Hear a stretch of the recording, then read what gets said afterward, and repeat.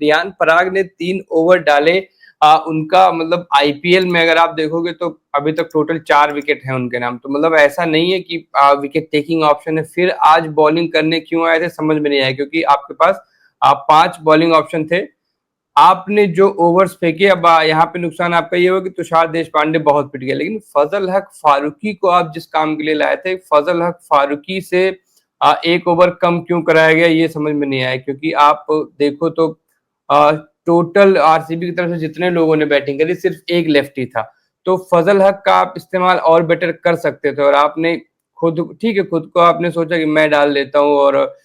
ठीक है, लेकिन दो आपकी जो ओवरऑल इकोनॉमी है आईपीएल की वो भी 10 के आसपास है और 2 में आपके 15 चले गए थे। तो मुझे ये लग रहा है कि आपके पास बॉलिंग ऑप्शंस थे, आप नीतीश राणा को भी ट्राई कर सकते थे 1 ओवर के लिए, लेकिन आपको लगा कि चूंकि लेफ्टी फेंक रहा है मैं ऑफ स्पिन डालूंगा, हो सकता है फंसा लूं।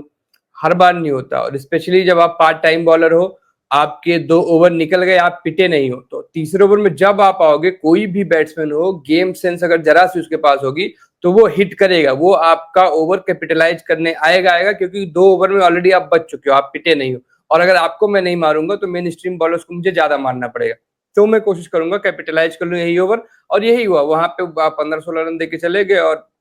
टीम का तो नुकसान हुआ और अपना भी उनका कोई फायदा नहीं निकला, क्योंकि आप ऐसे ब्रेव डिसीजन जो ब्रेवता भरे होते हैं वो ठीक है, अच्छे लगते हैं सुनने में, लेकिन थोड़ा सा उसमें सेंस भी होना चाहिए था। और कहीं ना कहीं ये दिखा रहा है कि आप ड्रेसिंग रूम से क्या, डगआउट से आपके पास क्या सलाह आ रही, किसने आपको कहा था कि आपको 3 ओवर डालने, और बाकी अगर आप पार्ट टाइमर से डला रहे हो भाई तो नीतीश राणा भी तो डाल सकता है,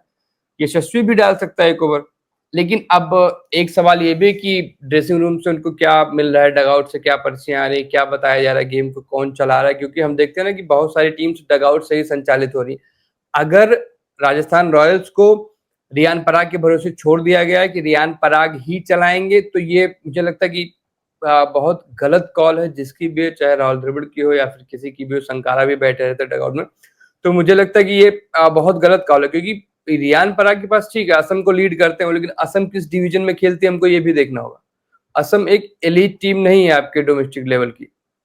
तो वहां की कैप्टनसी और यहाँ की कैप्टनसी में अंतर है, अलग तरीके का गेम में। तो कहीं ना कहीं कैप्टनसी में भी कुछ चीजें लैग कर रहे हैं वो, और ठीक है, थोड़ा सा मतलब आप लोग और भी तरह की शिकायतें करते हैं, लेकिन मुझे लग रहा है कि आज जो बैटिंग करे, बैटिंग ठीक की उन्होंने, स्टार्ट आपको मिली थी, आपको कैपिटलाइज करना था, आप बड़ा टारगेट चेस कर रहे थे, भले चिन्ना स्वामी हो, लेकिन 200 के पार आपको जाना था, तो आप लास्ट के लिए बहुत ज्यादा रन नहीं छोड़ रहे थे, ये बढ़िया प्लान था। लेकिन कैप्टेंसी के कुछ फैसले और स्पेशली खुद को 3 ओवर फेंकवाना, फजल हक का आप पूरा कोटा न कराना, किसी और को ट्राई न करना, अगर आप ट्राई करें तो 2-3 चीजें मुझे लगा कि गड़बड़ हुई रियान पराग।